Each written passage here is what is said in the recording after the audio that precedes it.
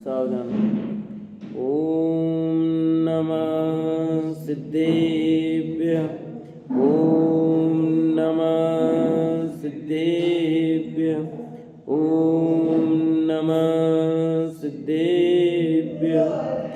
ओम जय जय जय। नमोस्तु नमोस्तु नमोस्तु।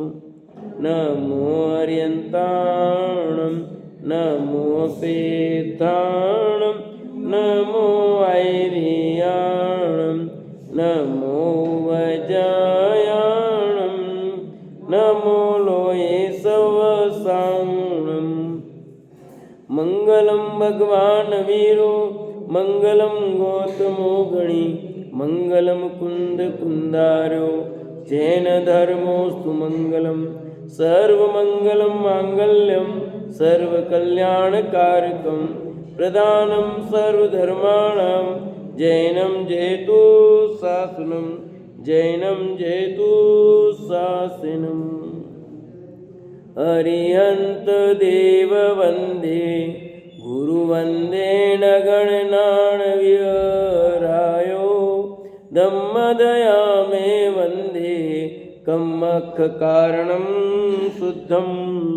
बोले जिनवाणी मात की जय हो। बोले सती मात की जय हो। सुदृष्टि तरंगिणी नाम का ग्रंथ पंडित टेकचंद जी कृत और अपनी चर्चा यहाँ 4 अध्याय की पूरी हुई। कल हमने स्थिरवादी मत की चर्चा की थी। आज हम 5वां पर्व प्रारंभ करते हैं जिसमें मोक्ष सुख एवं जीव अजीवादी तत्वों का स्वरूप, ये 5वें अध्याय का नाम है। मोक्ष सुख एवं जीव अजीवादी तत्वों का स्वरूप। तो 5वां अध्याय अपन प्रारंभ करते हैं। यहाँ ही कह रहे हैं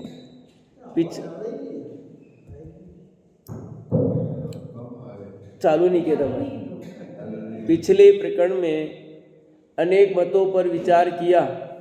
आई आवाज आई। इस अन्य मतों के जो धर्मार्थी जीव थे उन्हें समझाकर अब जिन दे द्वारा कहे गए जीव अजीव तत्वों का स्वरूप कहते हैं। जो मोक्षाभिलाषी जीव हो वे इन तत्व भेदों को समझे। जिस मोक्ष के लिए तत्व भेद जानते हैं तप चारित्र करते हैं उस मोक्ष का स्वरूप सर्वप्रथम कहता हूँ। हे मोक्षाभिलाषी तुम धर्मार्थी हो, अतः सबसे पहले मोक्ष अतः सुख का स्वरूप सुनो। बाद में तुम्हें यदि इस मोक्ष की इच्छा हुई तो तुम्हें मोक्ष यानी मुक्ति सुख का मार्ग भी बताएंगे। देखो क्या बात कही है कि पहले तो अन्य मतों की चर्चा कर दी, अब जीव अजीव तत्व का स्वरूप है उनमें मोक्ष तत्व की बात करेंगे। पर यह लिखा खास मोक्ष का स्वरूप सबसे पहले कहते हैं और उसके बाद तुमको मोक्ष मार्ग की बात करेंगे। तुम्हें मोक्ष की इच्छा हो जाए तो करेंगे और तुम्हें मोक्ष की इच्छा नहीं हो तो फिर नहीं करेंगे। यानी तुम्हें इच्छा हो तो आगे पढ़ना। हम पहले मोक्ष की बात कर लेते हैं, वो अच्छा लगे तो तुम मोक्ष मार्ग की बात भी कर लेंगे, इसको पढ़ लेना, नहीं तो मत सुनना मत पढ़ना भाई।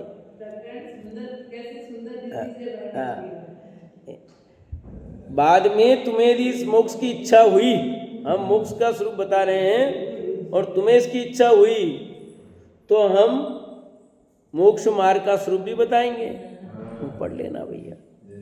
इच्छा होगी तो, नहीं इच्छा है तो कोई बात ही नहीं है। अब यहाँ कहते हैं वह मोक्ष संसार में होने वाले जन्म मरण भूख प्यास वात पित्त कुष्ठादि रोग इत्यादि विविध सभी दुखों दोषों से रहित है। अविनाशी निराकुल इंद्रिय रहित सुख का स्थान है तथा अनुपम सर्वलोकालोकवर्ती पदार्थ को जानने वाले केवल ज्ञान से सहित भगवद पद संपन्न जगत को पूजने योग्य है। इस मोक्ष को इंद्र देव चक्री गंधर्व, मुनि आदि सभी सदैव इसकी इच्छा सहित पूजते हैं। माँ का सुख अखंड है, अविनाशी है, सर्वकर्म मल रहित है, निराबाध है, उस सुख का कभी भी अंत नहीं है। और जितने संसार में देव, इंद्र, ऐमिंद्र, चक्री, कामदेव, विद्याधर हैं, इन सभी का अनादिकालीन अनंत काल में जो हो गया सुख है, उस सब को एकत्रित करें तो भी मोक्ष सुख के एक समय मात्र भी नहीं होता है। प्रथम तो ये बता रहे हैं यहाँ कि वो मोक्ष सुख कैसा है भैया। तो जिस मोक्ष की बात करते हैं वो कहते हैं कि मोक्ष संसार में होने वाला जो जन्म मरण है, संसार में जो निरंतर जन्म मरण हो रहा है, वो जन्म मरण वहाँ नहीं होगा। भूख प्यास लगती है, वो भूख प्यास वहाँ नहीं है। वात पित्त जो रोग होते हैं यहाँ पर, वो वात पित्त रोग नहीं है। कुष्ठ आदि जो रोग होते हैं वो कुष्ठ आदि रोग भी वहाँ पर, इन सब दुख और दोषों से रहित है कौन? मोक्ष। कि जो मोक्ष है, इतने सारे जो दोष बताए, इनमें एक भी दोष वहाँ नहीं है। 18 दोष तो अनंत के कहे ना, 18 दोषों से रहित होते हैं। तो अनंत रहित है तो सिद्ध भगवान तो रहित ही है ना। तो ये सब वही तो है, जन्म मरण भूख प्यास, तो ये सब दोषों से रहित होते हैं। मोक्ष में ऐसा कोई दोष है ही नहीं। तो क्या हो गया, जन्म मरण होता है तो क्या दिक्कत है? कोई दिक्कत है क्या? मरण हो रहा है तो दिक्कत नहीं है। चलो जन्म हो रहा नहीं माना, खुशी मनाते हो, पर मरण हो रहा है तो मातम मनाते हो नहीं। और जब मरण नहीं होगा तो जन्म कैसे होगा बताओ? मरण नहीं होगा तो फिर जन्म कैसे होगा? इसलिए मरण और जन्म ये दुख है। और तुझे दुख नहीं होता जन्मता तब, और मरता है तो कितना दुख होता है। कष्ट में पीड़ा में जीवन है पूरा। और भूख प्यास का ये रोग कोई कम है? भूख लगती है तो कितने परेशान, प्यास लगती है तो कितने परेशान। आपको यूं सहज उपलब्ध हो रहा है तो लग रहा है कि ठीक है कोई दिक्कत नहीं, पर नहीं मिले क्या आपने जो उपलब्ध कर रहा है उसमें भी कितना पसीना आया आपको। आपने जो भूख को मिटाने के लिए व्यवस्था की है, प्यास मिटाने की व्यवस्था की है, उसमें कितना खर्च हुआ है, उसके लिए कितना मेहनत करनी पड़ी है। यदि आपके घर पे बोरिंग नहीं है, नल ही हो और नल एक सप्ताह नहीं आए, फिर देखो क्या होता है।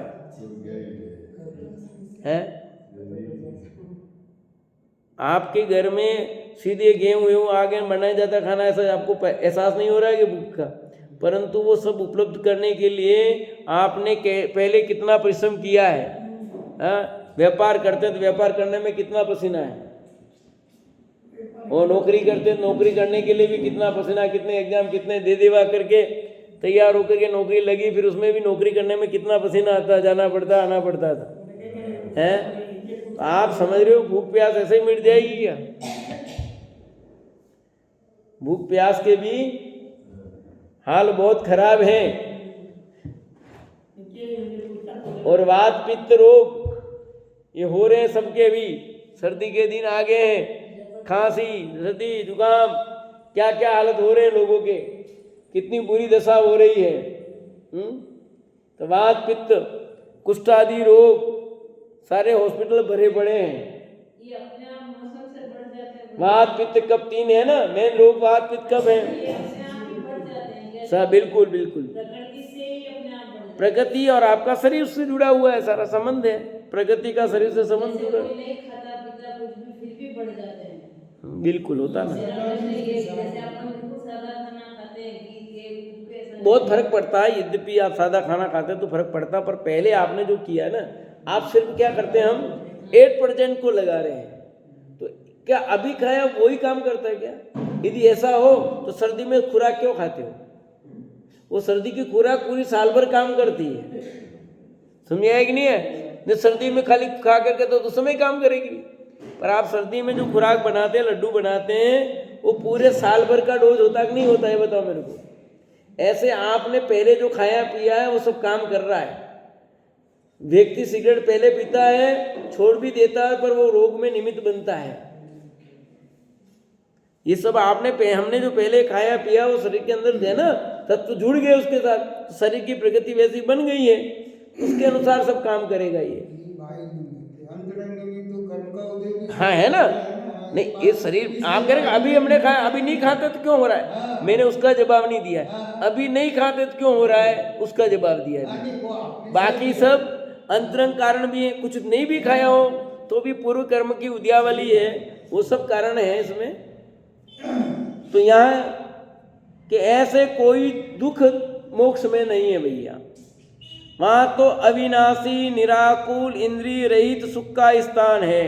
कि मोक्ष अविनाशी सुख, ऐसा सुख जिसका कभी भी नाश होने वाला नहीं, सदा काल शाश्वत रहने वाला जो है। फिर निराकुल लिखा, जहाँ आकुलता नाम नहीं। हमारा जो यहाँ सुख है, उस सुख के पीछे तो दुख होता बाद में।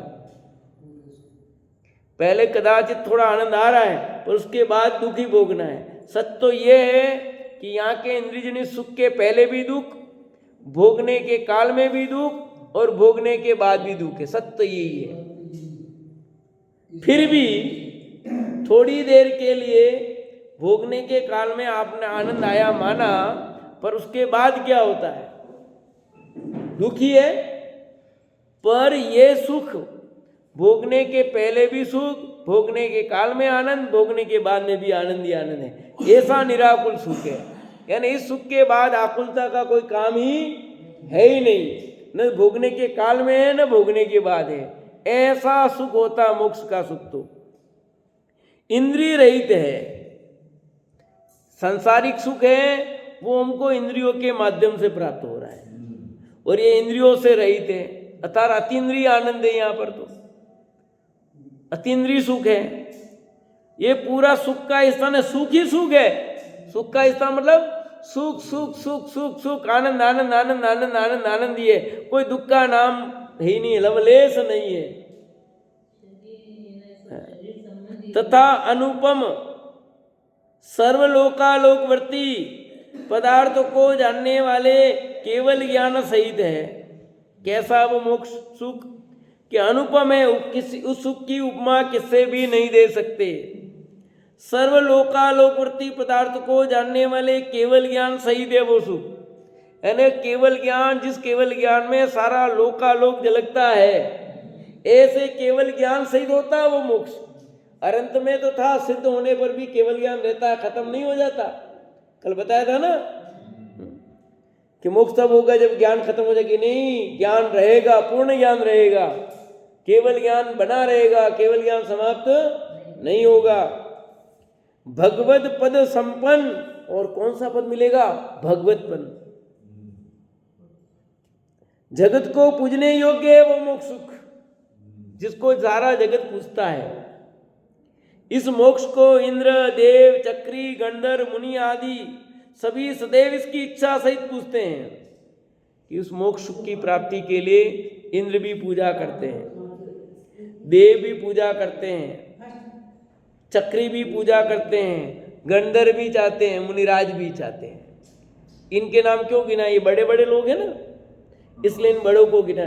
जब ये बड़े बड़े चाहते हैं तो छोटों की तो बात क्या हुई। इंद्र के पास कौन सा बाई सुख की कमी है, फिर भी वो मोक्ष की इच्छा करता है। देव जिनके पास में बाहर प्रचुर भोगों की है, तो भी वो मोक्ष सुख की इच्छा करते हैं। चक्रवर्ती जिसके बाई वैभव का कोई कमी नहीं है, वो भी वह चाहता है। गंधर्व जिसके सब प्रकार की अनुकूलता है, वे गंधर्व भी उस मोक्ष के लिए गंधर्व बने, मुनिराज बने हैं। और मुनिराज भी क्या चाह रहे हैं, मोक्ष चाह रहे, इसलिए मुनि अवस्था धारण की, सारा वैभव त्याग करके। वहां का सुख अखंड है, अविनाशी है, सर्व कर्म मल रहित है। तो सुख कैसा है, अखंड। खंड खंड नहीं उस सुख में। हमारे यहाँ पर अभी जो सुख है उसमें खंड बना, अभी सुख मिला फिर दुख आ गया, फिर सुख आया फिर दुख आ गया, सुख आया दुख आया। पर वहां तो अखंड सुख है। और अविनाशी शब्द की व्याख्या करी थी अपन ने, सर्व कर्म मल रहित है। वहां पर जो सुख है उसमें किसी प्रकार का कर्ममल है ही नहीं। मोक्ष में 8 कर्मों का अभाव हो गया है, निराबाध है, कोई प्रकार की आपत्ति बाधा नहीं आती, सर्व प्रकार की बाधा से रहित है। उस सुख का कभी भी अंत नहीं है, इसलिए अविनाशी है, अनंतानंद सुख है। यूं कभी भी अंत, इसलिए अनंतानंद सुख है वो। जितने संसार में देव, इंद्र, हेमेंद्र, चक्री, कामदेव, विद्याधर हैं, इन सभी का अनादिकालीन अनंत काल में जो हो गया है सुख, उस सब को एकत्रित करें तो भी मोक्ष सुख का एक समय मात्र भी नहीं होता है। यहाँ कहने का अर्थ है कि एक तरफ तो रखो मोक्ष का एक समय का सुख, और एक तरफ आप सारे देवों का, सारे इंद्र का, हेमेंद्रों का, चक्रवर्ती का, कामदेव का, विद्याधरों का सुख कितना, जितना भोगा सबने, जितना समय भोगा है वो सब अनादि काल से अभी तक अनंत काल तक का सबका सुख एक तरफ रखो, और मोक्ष सुख का एक समय का सुख रखो, तो भी एक समय का मोक्ष सुख हावी है, और ये सब उसके सामने गौण है। तो आप सोच सकते हो कि वो मोक्ष सुख कैसा होगा, क्या आनंद होगा कि ये अनादि काल से अनंत काल तक का ये जो इंद्रियजन्य सुख भोगा है, उसके सामने एक समय का मोक्ष सुख की वैल्यू क्या है, कीमत क्या है। जो एक समय की मोक्ष सुख की वैल्यू है, उसके सामने सारे सुख फीके पड़ते हैं, कुछ नहीं है। जाति अलग है, उसका स्वरूप ही अलग है। क्यों, सब बता दिया ऊपर, वो दुख जनित हैं, आकुलता सहित हैं। ये तो पूर्ण निराकुल है, अविनाशी, अव्ययवाद है, अखंड है। ये अतीन्द्रिय आनंद है। प्रश्न पूछा है, अहिमिंद्र तथा इंद्र के सुख से भी अधिक सुख और क्या है, वो कहो। इससे भी बड़ा कोई सुख होता है क्या? अहिमिंद्र तथा इंद्र के सुख से भी अधिक सुख क्या है, वो कहो। उससे कहते हैं, हे भव्य सुनो, हे भव्य सुनो। जैसे धूप में ऊंट की सवारी किए कोई पुरुष राह में ऊंट को दौड़ाता चला जा रहा है, एक बैरी उसे मारने के लिए पीठ पीछे लग गया है। उसे देखकर भयभीत हो ऊंट दौड़ता कूदता हुआ चला जा रहा है, पीछे पीछे बैरी भी चला आ रहा है। जाते जाते रास्ते में तीव्र भूख प्यास लगी। उसके पास लड्डू थे, ठंडा पानी भी था, अतः लड्डू खाता हुआ कटोरा भर पानी पीता हुआ ऊंट दौड़ता रहता है। तब कुछ अन्न पानी मुख में, कुछ भूमि पर गिरता जाता है। ऐसा पुरुष ऊंट पर बैठे बैठे लड्डू खा, ठंडा पानी पीकर क्षुधा तृषा मिटाकर सुख मानता है।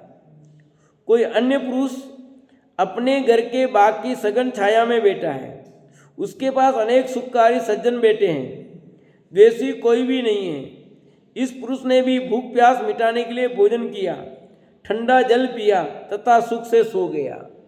2 व्यक्ति खड़े किए, इन दोनों में बहुत सुख किसे है बताओ? लड्डू जल तो ऊंट वाले पुरुष ने भी खाए पिए और घर बैठने वाले ने भी खाए पिए, तो भी दोनों के सुख में अंतर है। उसी प्रकार देवेंद्र हेमेंद्र के सुख में तथा मोक्ष के सुख में भी अंतर है। समझ आया कि नहीं? ऊंट है, धूप में ऊंट की सवारी किए कोई पुरुष राह में ऊंट को दौड़ाता चला जा रहा है, रास्ते में दौड़ा रहा है, और दूसरा बैरी उसके पीछे लगा हुआ है। किसके? ऊंट पर बैठा उस व्यक्ति के। उसे देखकर भयभीत तो ऊंट दौड़ाता कुदाता हुआ वो जा रहा है, पीछे पीछे बैरी आ रहा है, अब रुक नहीं सकता, और भूख प्यास भी लगी है, नाश्ता साथ में है, लड्डू ना पानी पीता है, और अपने आप को लड्डू भी पी रहा, पानी भी पी रहा, सब कर रहा है, और अपने को सुखी मान रहा है। अन्न पानी मुख में, कुछ मुंह पर गिरा, कुछ नीचे गिरा, कोई ऊपर को फटाफट खाता दौड़ रहा है इधर, तो मुंह में कैसे जाएगा? पुरुष ऊंट पर बैठे बैठे लड्डू ठंडा पानी पीकर चुता मिटाकर सुख मान रहा है, सचमुच सुखी है? क्या हो रहा है उसको? वो भोग तो रहा है पर इधर डर है, तो उस सुख के साथ कैसा है? दुख है ना। अभी उदाहरण से समझना, सिद्धांत मत लगाना अभी, कि वो जो सुख भोग रहा है ना, उस सुख के साथ में दुख लगा हुआ है। पाछे आई रो, पाछे आई रो, पाछे आई रो, पाछे आई रो, पाछे, तो शांति पूर्वक लड्डू खा ही नहीं सक रहे हो, पानी पी रहा पर पी नहीं पा रहा है। पर दूसरा व्यक्ति है, घर के बाहर बैठा है, सघन छाया में बाग के नीचे बैठा है, ऊंट पे नहीं है वो भले, और अनेक प्रकार सुखकारी सज्जन भी बैठे उसके पास में, वैसी कोई नहीं है उसके शत्रु वत्रु, कोई सब सज्जन लोग बैठे हैं। इसको भी भूख प्यास मिटाने के लिए भोजन किया इसने, भले लड्डू नहीं खाए, भोजन किया सामान्य, ठंडा जल पी लिया और सुख से शांति से सो गया। अब आप बताओ इन दोनों में ज्यादा सुखी कौन है? तो इसको निराकुल सुख है ना, कोई टेंशन नहीं है, ये जिसने जो भी किया इसके पीछे कोई दुख नहीं है। अभी यूं समझना, अभी उदाहरण है, अब सिद्धांत को मत लगाना कि अभी इसके पीछे क्या, कोई दुख नहीं है इसको। क्यों? शत्रु नहीं है, कोई नहीं, आराम से, और वो भयभीत है, लड्डू खा रहा है, ये लड्डू भले नहीं खा रहा, वो लड्डू खा रहा है तो भी दुखी है, और लड्डू नहीं खा रहा है तो भी क्या है? यही अंतर मोक्ष सुख और संसार सुख का है। संसार का सुख तो वो लड्डू पानी खाते हुए जैसा है, दुख है, सुख तो है पर आनंद आ रहा, पर दुख आ रहा साथ में। और ये आराम से, यानी सिद्ध भगवान अनंत सुखी है, उनको किसी प्रकार का कोई दुख, वे सघन छाया में सोए हुए समझो। यही यहाँ लिखा है, लड्डू जल तो ऊंट वाले पुरुष ने भी खाए पिए, घर बैठने वाले ने भी खाए पिए, पर दोनों के सुख में अंतर है। उसी प्रकार देवेंद्र हेमेंद्र के सुख तथा मोक्ष सुख में भी अंतर है। मोक्ष का सुख तो निराकुल है, भय रहित है, अविनाशी है, तथा इंद्र हेमेंद्र देवों का सुख विनाशिक है। इनके पीछे काल रूपी बेरी लगा है, अतः भय रहित सुख है, भय सहित सुख है। कैसा है? भय सहित सुख है। सुख तो है पर डर लगा हुआ है, जैसे वो खा रहा लड्डू, पानी पी रहा है, पर डर, पीछे पीछे पीछे आ रहा है, पीछे आ रहा है, पीछे आ रहा है, पीछे आ रहा है, एक ही दिमाग में है। ऐसे हम कुछ भी भोग करते हैं पर इसके पीछे हमारा दुख लगा रहे हैं। कर लो मजे पर सब बाजे बज तो रहे, नाचते रहे हो, पर बाजे के पैसे देने पड़ेंगे। हाँ भाई, यूं नहीं नचाई रहो है, बाजा वाला पैया ले जाएगा, दुख लगा है कि नहीं? हाथ पैर दुखेगा घना, दुख है। आप कोई भी भोग भोगो, सबके पीछे क्या लगा है?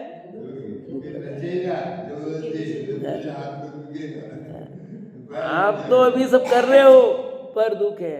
माल पानी खिलाई रहा पर माल पानी निकलेगा पूरो है। इतने काउंटर है, बढ़िया बढ़िया काउंटर है, दिखते रहे पर नहीं खाई सका भाई, माने नहीं खाई सका। क्यों? खाओ ना, आपने वास्ते लगाया है, क्यों नहीं खाओ? मां तो सादी रोटी वही खाई ना, क्यों? खाओ ना, आपने वास्ते लगाया है ना, क्यों? कि दूर लगा है, खा लेंगे तो ये हालत खराब हो जाएगी। क्योंकि खा लोगे तो गड़बड़ हो जाएगा, दुख लगा है, इसलिए आप उसका आनंद भी नहीं ले सकते हो। तो सारे संसार के जितने भी सुख हैं वो दुख से युक्त हैं, और मोक्ष सुख दुख से पूर्णतः रहित है, पूर्णतः रहित है। इस प्रकार सामान्य दृष्टांत का भाव जानना। हे भाई, संसारी इंद्रादि के इंद्रियजनी सुख से मोक्ष के अतीन्द्रिय सुख में अनंतानंद गुणा अंतर है, जाति ही भिन्न है। अतः मोक्ष सुख का इच्छुक भव्य मोक्ष प्राप्त करने का उपाय करे। भैया क्या कहा? अनंत गुणा, फिर तत्काल कह दिया जाति ही भिन्न है। पहले तो ये बात कही कि अनंत गुणा अंतर है, क्या करे समझाने के लिए? सचमुच तो अनंत गुणा क्या, पूरी जाति अलग है।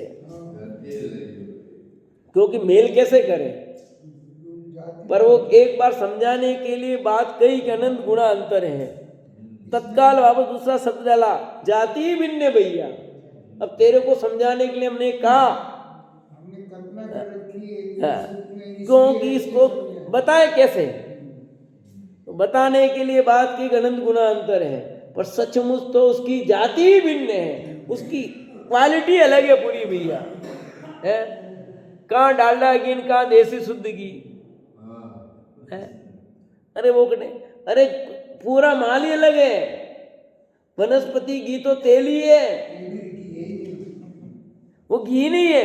पर अब समझाने के लिए इससे लाख गुना अच्छा ये क्या करे समझे। अरे देसी घी तो प्योर शुद्ध देसी घी है, वो घी है, और वनस्पति घी तो असली तेल है, उसमें मिला करके जमा दिया खाली,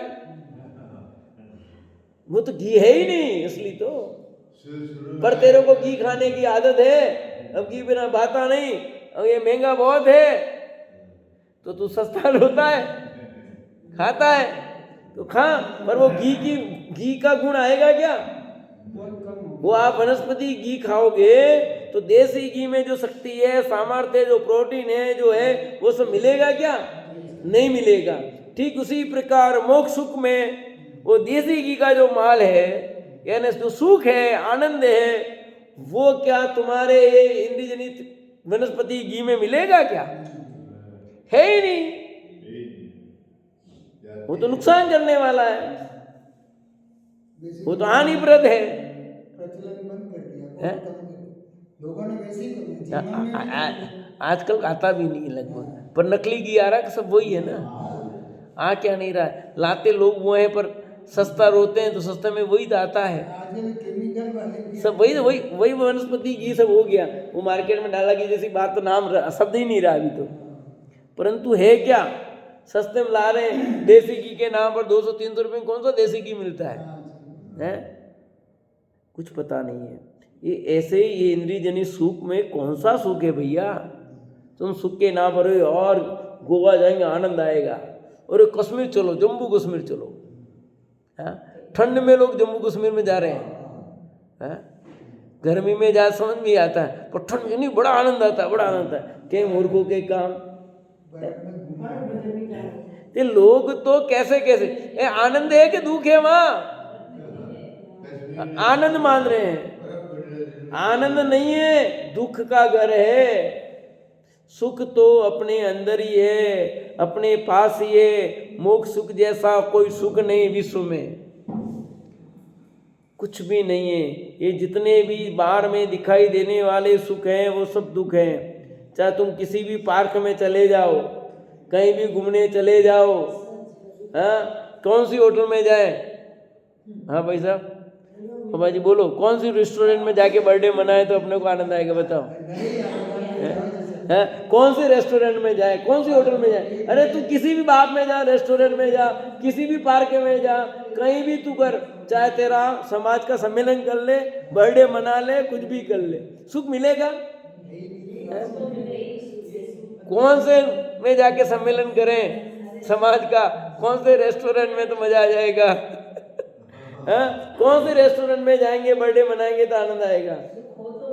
अरे 3 काल में नहीं मिलेगा, है ही नहीं। बर्थडे में ही सुख नहीं है तो वहां क्या मिलेगा, समाज सम्मेलन में ही सुख नहीं है तो कहां से सुख मिलेगा, उसमें ही नहीं है ना। वेंडे हो गए, सचमुच वेंडे हो गए।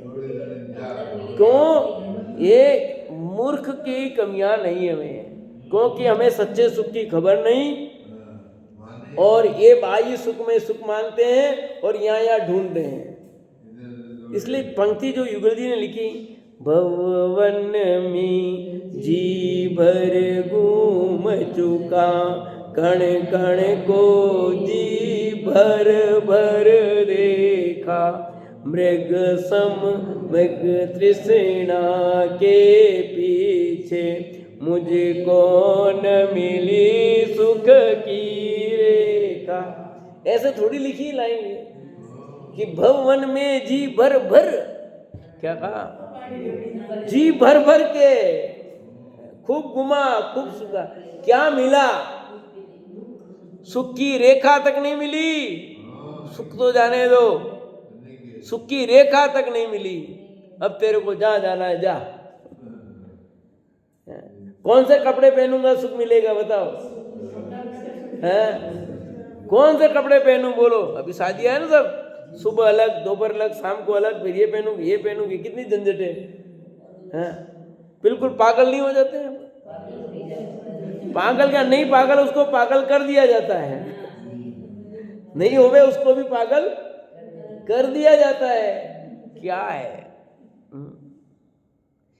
क्या वस्तु स्वरूप पे पता ही नहीं है, सुख किसमें खबर ही नहीं है। बाह्य सामग्री में सुख है नहीं, मिला नहीं, मिलेगा नहीं। तुम नहीं पहनो ना, कपड़े भी पहनो, अच्छे से अच्छे कपड़े पहनो, अच्छा से अच्छा खाओ, पर कभी भी उसमें सुख मत मानो, उसमें रंच मात्र भी आनंद मत मानो भाई। तुम्हारे देखो पुण्य के उदय में जो सामग्री मिलनी है वो तुम्हें मिलेगी। आनंद कैसे नहीं माने? आनंद मानोगे तो आनंद दुख आगे मिलेगा, आनंद मानोगे तो आनंद दुख मिलेगा। और पुण्य के अनुसार सामग्री तो जिसके पुण्य में जो सामग्री मिलेगी उसका भोग आप करोगे। चक्रवर्ती को भी अपने पुण्य के अनुसार सामग्री मिलती है, पर उसे आनंद नहीं मानता वो। उस जीव के वो पुण्य का है ना, तो पुण्य के उदय में सामग्री बहुत मिल सकती है, उसमें कोई दिक्कत नहीं है। आपका पुण्य होगा, उसमें गाड़ी घोड़ा सब होंगे आपके पास, परंतु उस सामग्री के आधार पर तू अहंकार मत खड़ा कर, उसमें अहमपना मत कर।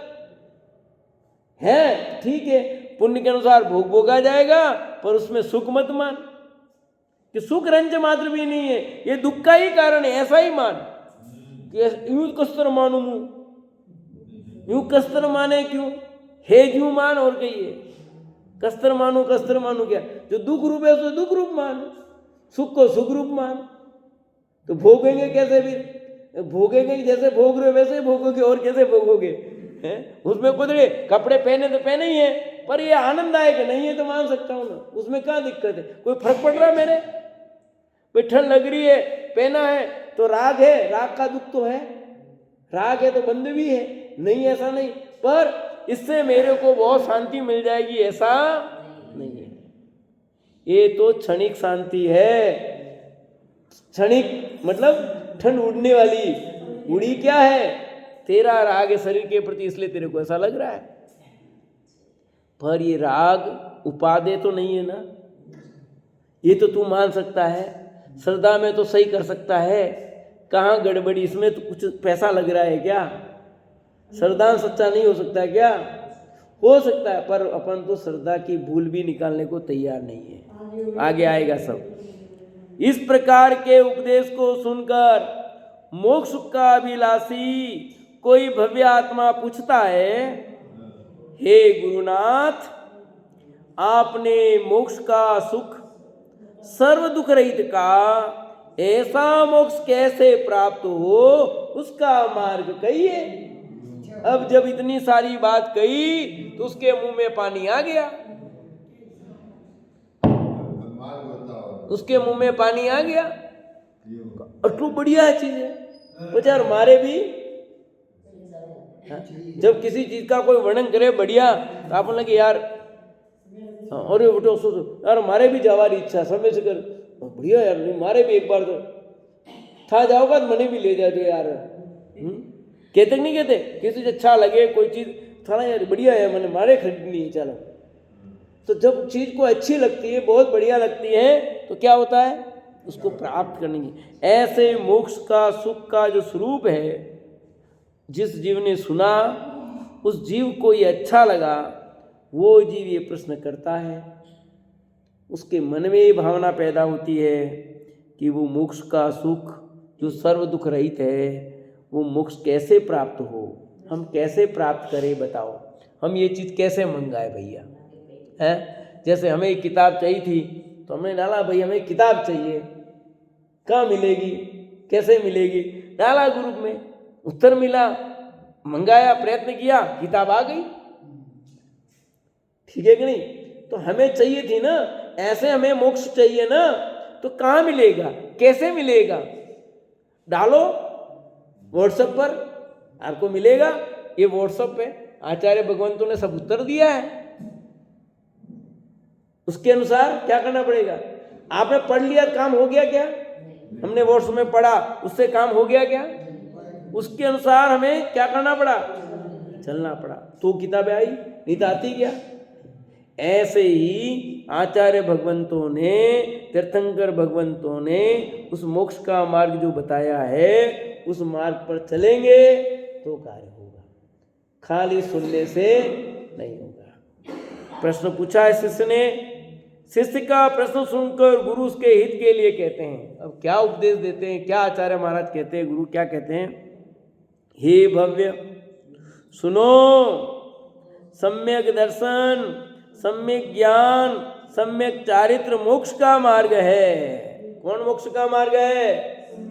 सम्यक दर्शन, सम्यक ज्ञान, सम्यक चारित्र। सम्यक दर्शन ज्ञान चारित्राणि मोक्ष मार्ग। तत्वार सूत्र का पहला सूत्र आचार्य उमा स्वामी ने पहले में पहली बात ये कह दी, पहली बात सीधी। क्या कहा? कि सम्यक दर्शन ज्ञान चारित्राणि मोक्ष मार्ग। पहला सूत्र ये लिखा और कुछ नहीं। तो कहते हैं सम्यक दर्शन, सम्यक ज्ञान, सम्यक चारित्र ये मोक्ष का मार्ग है। हे भव्य, सम्यक दर्शन से तो मोक्ष का सरदान होता है। मोक्ष अनंत सुख का स्थान, अव्याबाद सुख में दशा है। ऐसा सरदान होते ही सम्यक ज्ञान होता है, जिससे मोक्ष मार्ग जाना जाता है। उसके बाद मोक्ष मार्ग में चलते हैं, सम्यक चारित्र होता है। इसलिए सर्वप्रथम तो सरदान चाहिए, बाद में जानकारी सही माननी चाहिए, तो मार्ग पर चलना होता है, जिससे वांछित इच्छित स्थान पर पहुंचते हैं, मोक्ष प्राप्त होता है। अतः हे भव्य, प्रथम तो तुम ऐसा सरदान करो कि मुझे ऐसा मोक्ष कब हो। सरदान आ गया, ज्ञान आ गया और चारित्र आ गया। तो पहले तो क्या लिखा? ऐसा सरदान होती क्या कि मोक्ष अनंत सुख का स्थान, अव्याबाद सुखमय दशा है। कि ये ऐसा पक्का विश्वास, पहले तो विश्वास हो तो फिर उसके लिए जानना पड़ेगा। यद्यपि पहले सही जानना होता है, फिर सरदान होता है, फिर परिणमन होता है। पर यहां भी जो क्रम दिया है सम्यक दर्शन ज्ञान चारित्र का, उसके हिसाब से बात कही गई है कि सरदान हुआ जिससे मोक्ष मार्ग जाना जाता है, उसके बाद मोक्ष मार्ग में चलते हैं। सरदान हुआ तो फिर क्या हुआ? सम्यक ज्ञान होता है, जिससे मोक्ष मार्ग क्या होगा? जाना जाता है। और जाना, उसके बाद क्या करेंगे? मोक्ष मार्ग पर चलेंगे। चलेंगे तो चारित्र होगा, जिससे वांछित इच्छित स्थान पर पहुंचते हैं, मोक्ष प्राप्त होता है। अतः हे भव्य, प्रथम तो तुम ऐसा सरदान करो कि मुझे ऐसा मोक्ष कब हो। पहले तो ऐसी भावना पाओ, पक्का सरदान करो। क्या चित्रा बहन, क्या कहा? बोलो। किसका किसका सरदान करना? पहले कि मोक्ष में जो सुख है वो कैसा है? अव्याबाद रूप है, वो अनंत सुख का स्थान है। अपने को ये चाहिए बस। जब तुम्हारी भावना ही नहीं होगी मजबूत, तो आप क्यों करोगे प्रयत्न? पहले तो सरदान मजबूत हो कि ना, ये तो ऐसा ही है, अपने को चलना है, तो आगे काम बढ़ेगा। पक्का विश्वास ही नहीं हुआ है। सरदान मतलब विश्वास, रुचि, प्रतीति। जब आपकी रुचि नहीं हुई है, प्रतीति नहीं हुआ है, विश्वास ही नहीं हुआ, तो उस काम को क्यों करोगे? बोलो, कोई करेगा क्या? जिस काम में रुचि नहीं है, उस काम में कौन करना चाहेगा? पक्की रुचि हो, विश्वास हो, तो उसके लिए प्रयत्न करेगा, खूब पुरुषार्थ करेगा, नहीं तो क्यों करेगा? इसलिए सर्वप्रथम तो सरदान चाहिए, बाद में जानकारी सही माननी चाहिए, तब मार्ग में चलना होता है। तब मार्ग में चलना होता है, जिससे वांछित अर्थात इच्छित स्थान पर पहुंचते हैं, मोक्ष प्राप्त होता है। अतः हे भव्य, प्रथम तो तुम ऐसा सरदान करो कि मुझे ऐसा मोक्ष मुझे कब हो, तो जाके आगे गाड़ी बढ़ेगी, नहीं तो गाड़ी रुकी रहेगी, से चर्चा आगे चलेगी।